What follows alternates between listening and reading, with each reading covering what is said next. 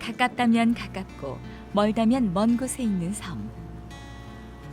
분명 한달음에 건너갈 수 있을 것 같은 곳에 자리한 이 조그만 섬은 매우 오래된 역사를 지니고 있습니다. 오래된 역사만큼이나 다양한 사람들의 삶이 묻어있는 곳, 그리고 오랜 시간 이름이 바뀌지 않고 그대로 불리는 특별한 섬, 바로 고이도입니다.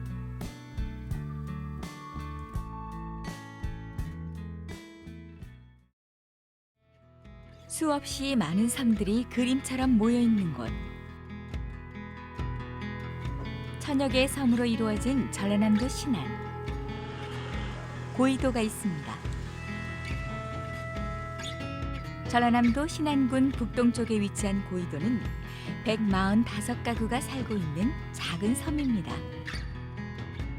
남쪽에서부터 북쪽까지 뻗어있는 완만한 구릉지를 따라 마을들이 형성돼 있으며 간척 이전의 해안선은 굴곡이 많았으나 지금은 해안 주위의 간척 사업을 통해 염전이나 농경지로 변화한 섬입니다. 섬의 지형이 고양이의 귀와 비슷하다 하여 붙여진 고이도는 왕산을 중심으로 가장 큰 마을이라 불리는 대촌마을, 7개의 작은 마을들로 이루어진 칠동마을, 과거 절이 있었다고 전해지는 사동마을, 간척 이전 바닷물이 꼭대기까지 들어찼다고 하는 고장마을과 여러 개의 자연마을들로 이루어져 있습니다. 고이도에 언제부터 사람들이 살았는지에 대한 기록은 정확히 알려지지 않았습니다.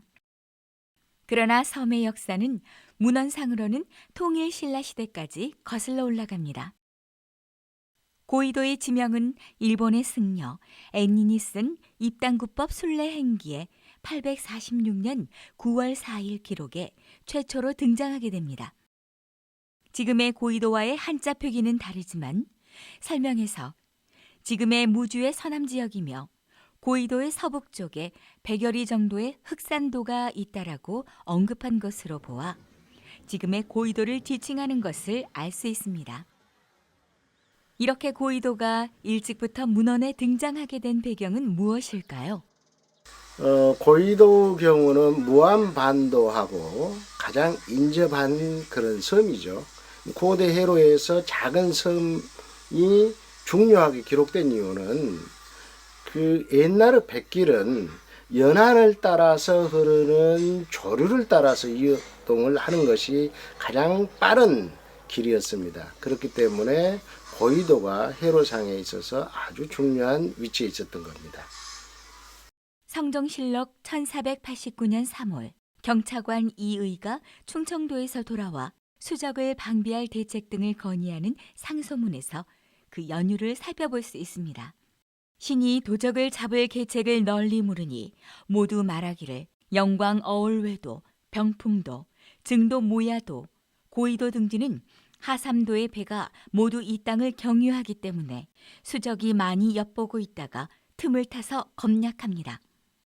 이 내용을 보면 고이도 인근은 연안 해로에서 꼭 거쳐야 하는 곳이라고 강조하면서 인근 임치진과 타경진, 수군진의 민호들에게 특별히 명하여 군사를 파견해 해적을 검거하거나 지나가는 배를 검문하도록 건의했음을 알 수 있습니다. 이 내용을 통해 고이도는 바로 서남의 연안 해로의 요충지라고 할 수 있습니다. 또한 고이도에 자리한 왕산성은 이러한 고대로부터 중요한 요충지임을 뒷받침해주는 중요한 곳이라 할 수 있습니다. 날이 좋으면 동쪽과 북쪽의 해로뿐만 아니라 무안군 운남면과 망운면 등이 한눈에 조망되어 근처 해로를 모두 살펴볼 수 있는 천혜의 장소입니다. 이러한 왕산성의 기록은 김부식 등이 편찬한 삼국사기에서 그 기록을 찾을 수 있습니다.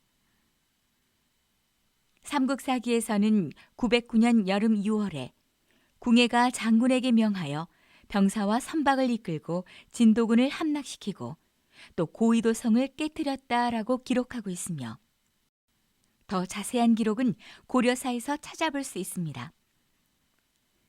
태조로 하여금 정주에서 전함을 수리하고 알찬 종이와 기먼 등을 부장으로 하여 군사 2,500명을 지휘하여 광주의 진도군을 공격하게 하였습니다.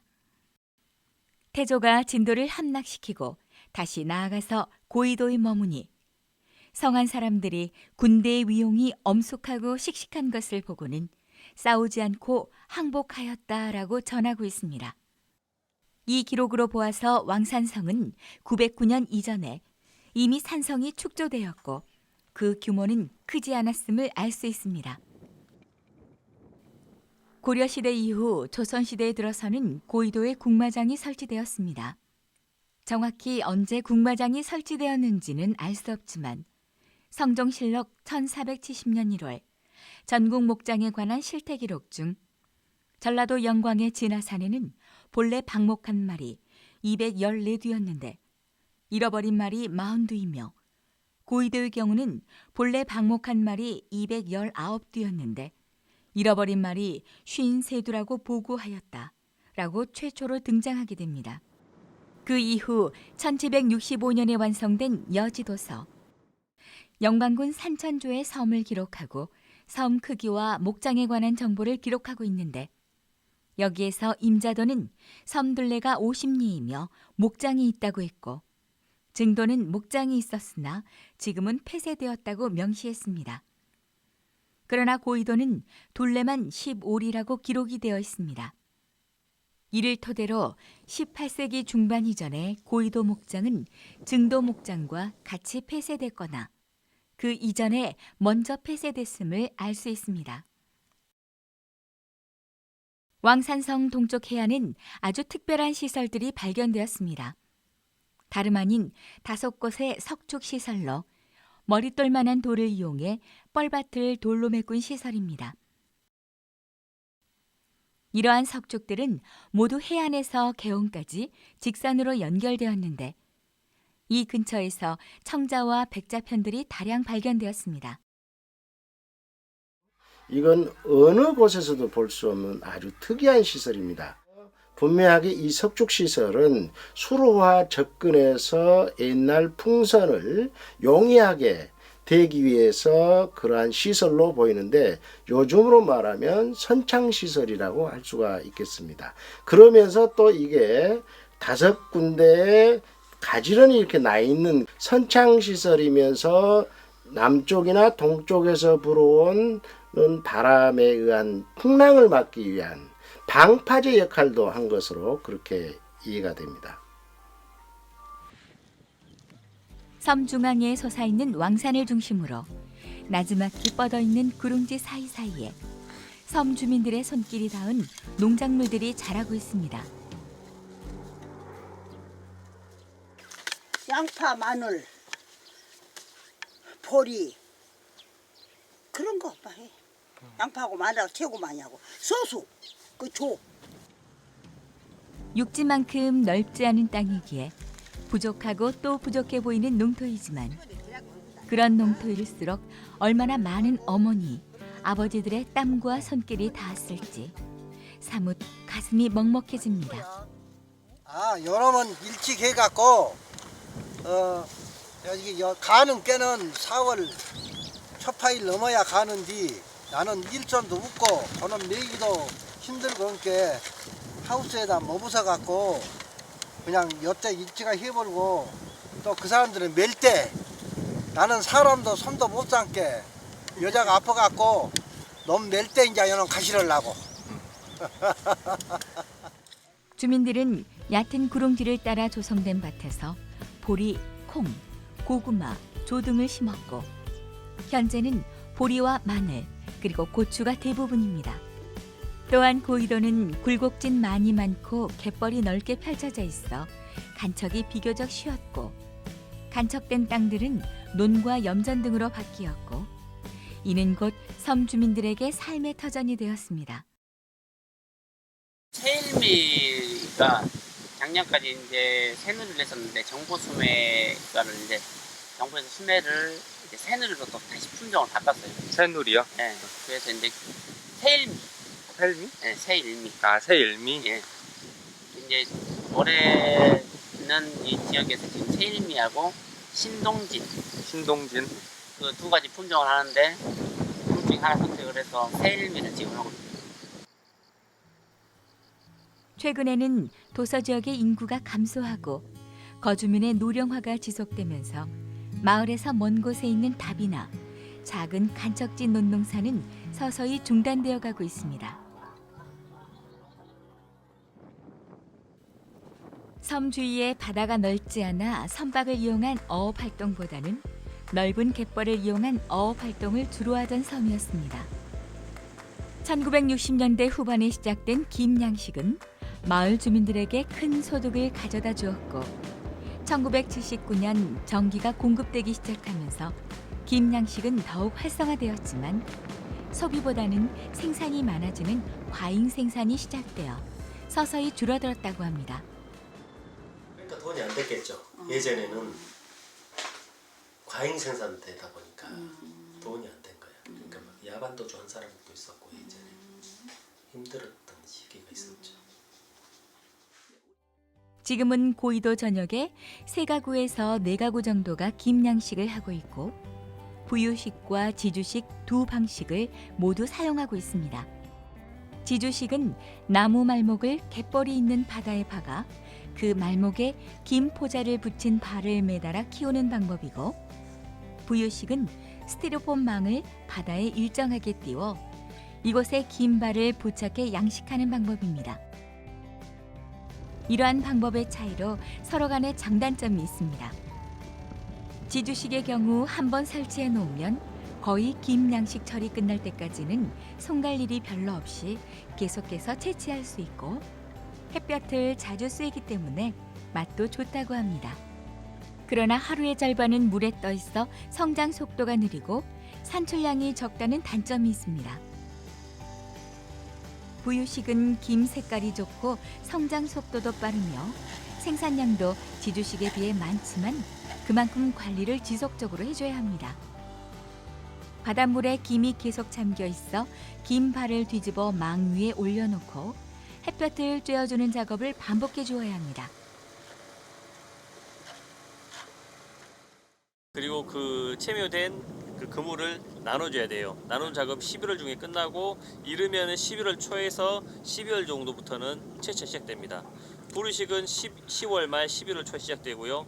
지우식 같은 경우에는 보통 한 12월 중순부터 채취가 시작됩니다. 해가지고 4월 말까지는 해서 이제 모든 채취가 끝나고 철거까지 됩니다. 현재는 수확한 물김을 바로 수협에 매각하는 방식으로 이루어지고 있습니다. 우리는 이제 되게 물김으로 팔거든요. 근데 이제 물김이 어디로 팔려 나가는지는 모르죠. 왜 그러냐면 수협을 통하거나 사매를 통하거나 그렇게 되면 이제 수협에서 위탁 판매를 해주니까 수수료 받고 그럼 사러 온 사람은 자기가 가격세 내서 그러니까 어디서 사간지 우리는 알 필요도 없는 것이고.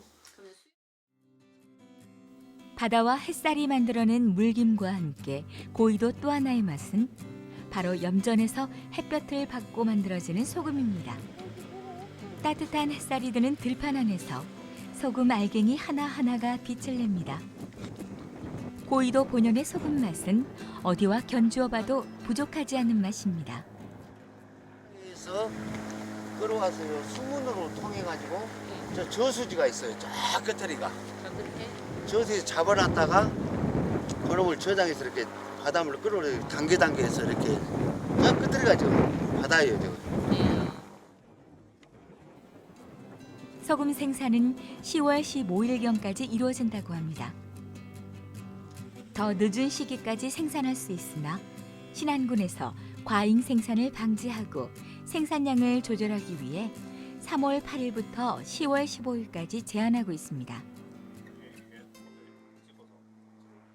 최근 신안군에서는 조석간만의 차로 깨끗한 바닷물을 이용할 수 있어 새우 양식장을 대표하는 곳으로 떠오르는데 그중 한 곳이 바로 고이도입니다.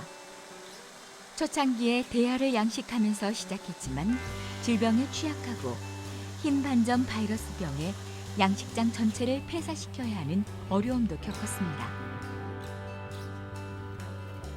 최근엔 품질은 물론이고 병해충에도 강한 흰다리 새우를 양식하기 시작하면서 위험 부담이 크게 줄었습니다. 그물인데 삼각망이라고 하고요. 물살에 따라서 표류를 하다가 그물에 망에 갇히는 거예요. 그러면 이제 그 망을 따라서 쭉 따라 들어와서 세 갈래로 이렇게 고기가 이렇게 집합할 수 있도록 이렇게 망이 형성이 되어 있어요. 그쪽 세 군데에 잡히기 때문에 그거를 삼각망이라고 해요. 그렇죠. 출하가 이제 끝났을 때는 빼는데 지금 6개에서 설치하고 점점 이제 그 하나, 두 개씩 이렇게 늘려가지고 나중에는 10개까지 이렇게 치게 됩니다. 새우는 겨우내 양식장 둑 재정비를 시작으로 무너진 흙벽은 보수해주고 새우 양식장의 바닷물은 모두 빼줍니다. 그런 다음 바닥을 청소하여 햇빛에 건조시킵니다. 4월에서 5월경 크기 1cm 정도의 치아를 사와 양식장에 넣는데 이 숫자는 평당 100에서 120마리 정도입니다. 또한 양식장에서 볼 수 있는 산소를 발생시키는 수차는 300평당 1개씩 설치된다고 합니다. 입식한 치아는 4, 5개월 정도가 지나면 상품으로 팔 수 있고 추석 전인 9월이나 10월경 출하를 시작합니다. 첫째 새우가 탱탱하고 크고 영양분이 좋아서 많이 사요. 이렇게 키워진 새우는 전국적인 공급망을 바탕으로 방방곡곡으로 널리 판매됩니다. 비록 밭과 논으로 이루어진 대부분의 농가이지만 농사를 짓는 틈틈이 이 갯벌을 이용한 맨손업이 성행했습니다. 파는 분도 계시고 손으로 맨손도 있고 맨손도 있고 연승도 있고 이 랜턴 갖고 다니면서 잡는 사람도 있고 또 배 주락으로 하는 사람도 있고. 고이도 북쪽과 서쪽에 넓은 갯벌이 펼쳐져 있어 그곳에서 낙지잡이를 많이 했다고 합니다. 아니 개인한테 파는 경우도 있고 요즘은 이제 그 낙지 위판 실적이 있어야 면세를 주더만 또 그거하고 연계해서 그러니까 한 접 잡아도 위판장 가서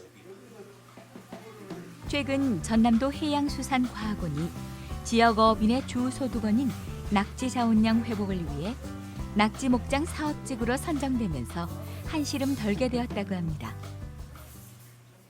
그분들 말로는 한 57% 정도 증가했다라는 얘기. 목장 사업한 뒤로. 예. 그 지역 그 근방에서. 선생님 여기도 이 사업으로 고이도 전체 주민들뿐만 아니라 같은 바다를 향유하는 무안군과 다른 섬들과 합심하여 어족 자원을 보호하고 지켜나가길 희망하고 있습니다. 드넓은 갯벌과 구릉지가 가져다준 섬의 생활.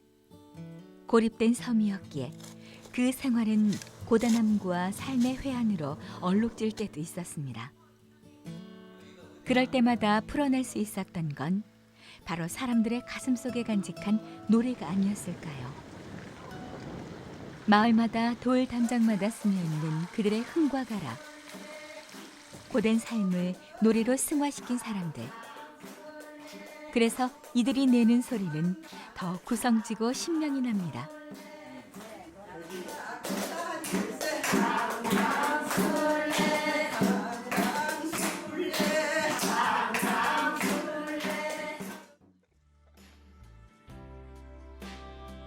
어쩌다 보니 이곳에 시집와 버렸다던 할머니. 성이지만 여느 농촌처럼 밭을 보고 먹고 사는 똑같다던 할아버지. 젊어서는 애 키우고 먹고 사느라 정신없었다던 중년 부부. 사람들이 흔히 가까운 것을 넘어지면 코다울거리라 할 정도로 가깝고 그러나 날이 굳으면 나갈 수 없는 생활 속에서 그래도 살다 보니 공기 좋고 물 맑은 고이도가 최고라고 합니다.